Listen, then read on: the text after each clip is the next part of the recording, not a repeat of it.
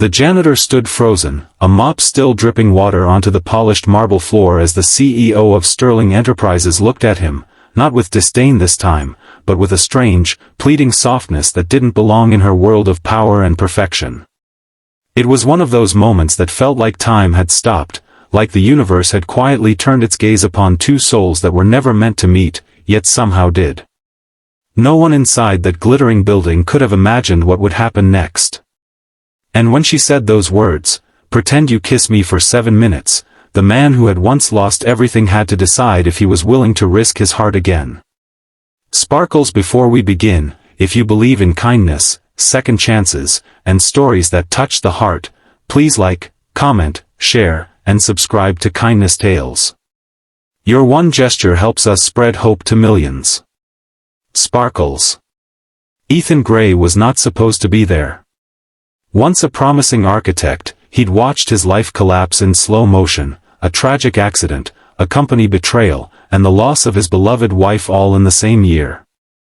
Now, at 36, he swept hallways for the same firm that had once displayed his designs on their glossy walls. Every evening, after mopping the 23rd floor, he would return home to a tiny apartment where his 6-year-old daughter, Lily, waited for him with crayons and bedtime stories. She was his world, his reason to breathe, the single thread that kept him from sinking into despair. Each day at Sterling Enterprises reminded Ethan of who he used to be, sharp suits, bright eyes, full of ambition. Now he wore a blue janitor's uniform and tried to disappear into the background. People rarely noticed him, except to complain if the floor was still wet.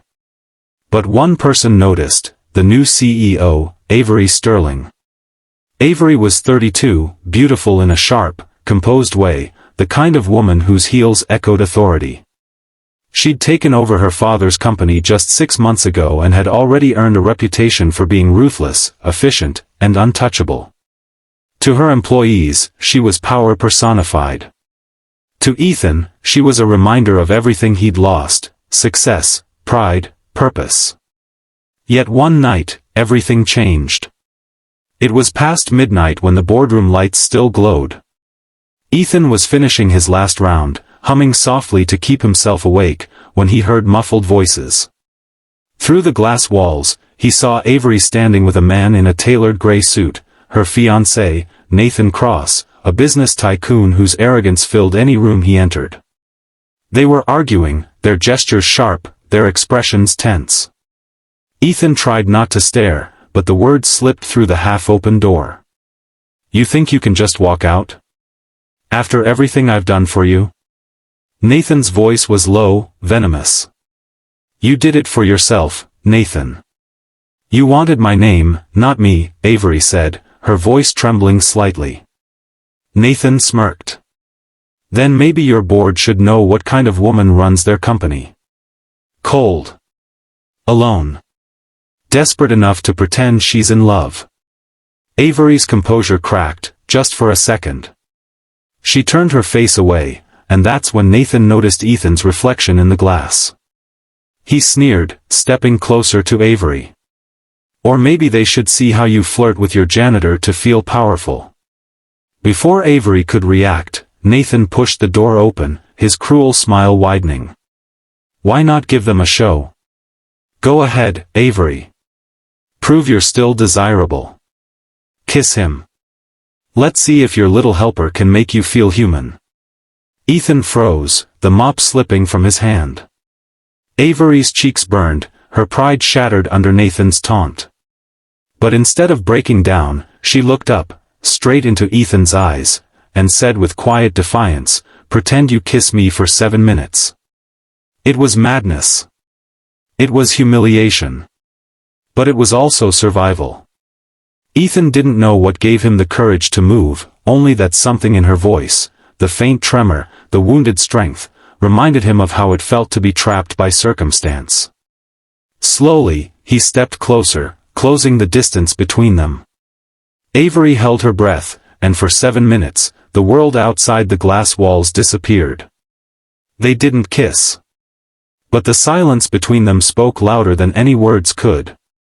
Avery leaned her forehead against his chest, just enough for Nathan to see, her hands trembling slightly as Ethan's arm went around her shoulders in quiet protection. It wasn't romance. It was a moment of shared pain disguised as defiance. When Nathan finally stormed out, slamming the door, neither of them moved.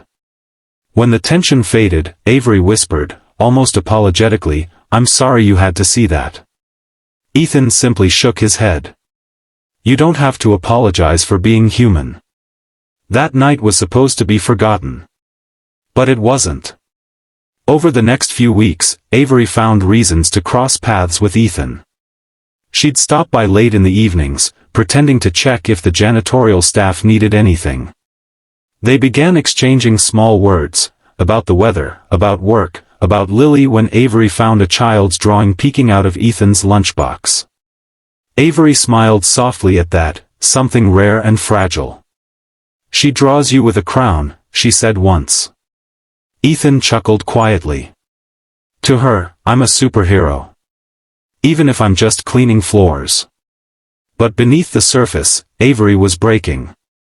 The company was struggling under her father's debts. The board questioned her leadership. The scandal with Nathan was about to go public.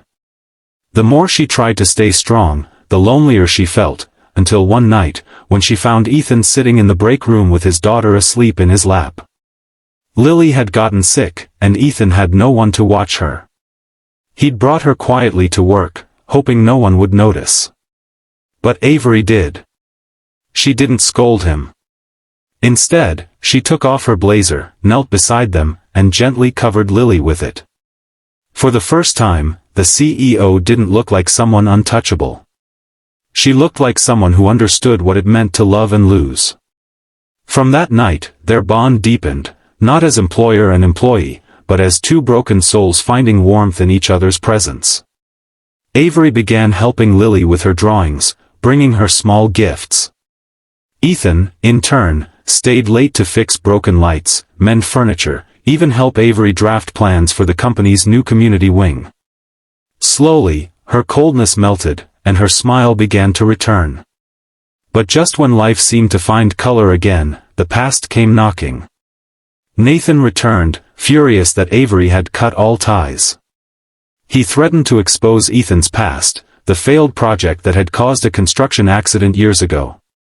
What no one knew was that Ethan had taken the blame for a mistake his former boss made, losing his career to protect others. When the story broke, the board demanded Avery fire him. She refused.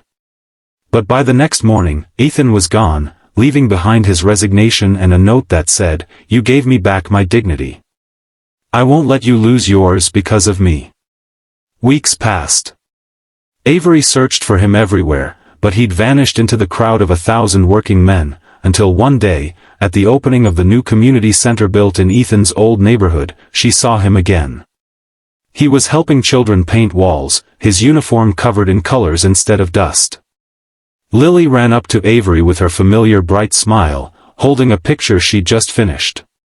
It was of Avery and Ethan standing together, with a quote scrawled at the bottom, "Kindness is the only thing that grows when shared."